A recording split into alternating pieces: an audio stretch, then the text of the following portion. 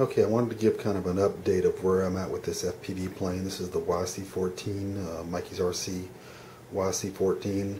I've had it for quite some time now. Got tons of flights on it, and it's still pretty much the best thing I've got going. The thing I was concerned with was trying to run two motors off of one battery and getting decent flight times, and I'm getting okay flight times. I can go about 12 minutes on a 3000 milliamp hour battery, and I usually run two of them in there, so 20 to 25 minutes ish I get out of this plane, which is okay. Now I had some problems with the nose that was hinged. It just didn't really make for a very stable fuselage up front. So what I've done was I've sealed it up basically and just put a hatch where I can get down to my batteries there.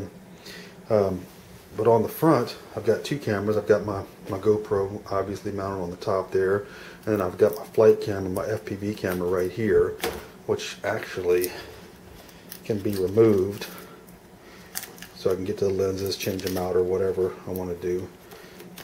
But yeah, two cameras up front.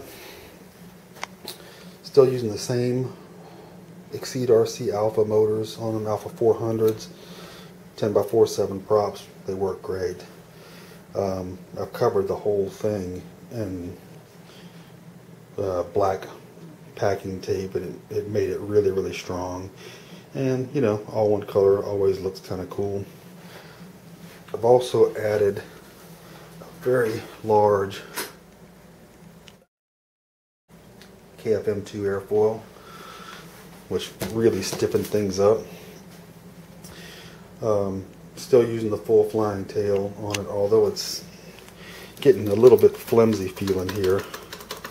So I may have to redo that, or just put a regular fixed tail with an elevator on it. I'm not sure. The other thing I've recently added is the iPhone to the plane, and pardon the cracked screen, that did not happen in flight.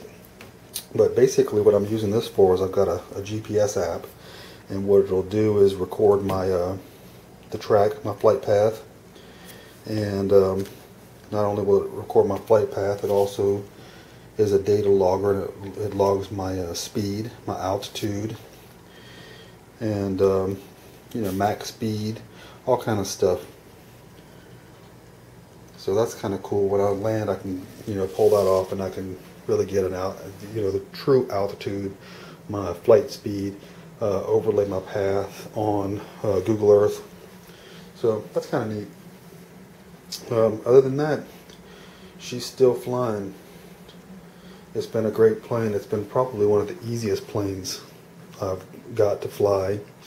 I've made 6 or 8 different FPV planes since I built this one, and I'm still just digging this one. In the back, I've got my other current project, which these are just templates here. This is a wing template. I got a fuselage template and a tail template, and that's going to be my latest plane that I'm building. It's a fairly sizable 66-inch wingspan, and we'll see. It's going to have ailerons and flaps and all that good stuff, so we'll see how it flies.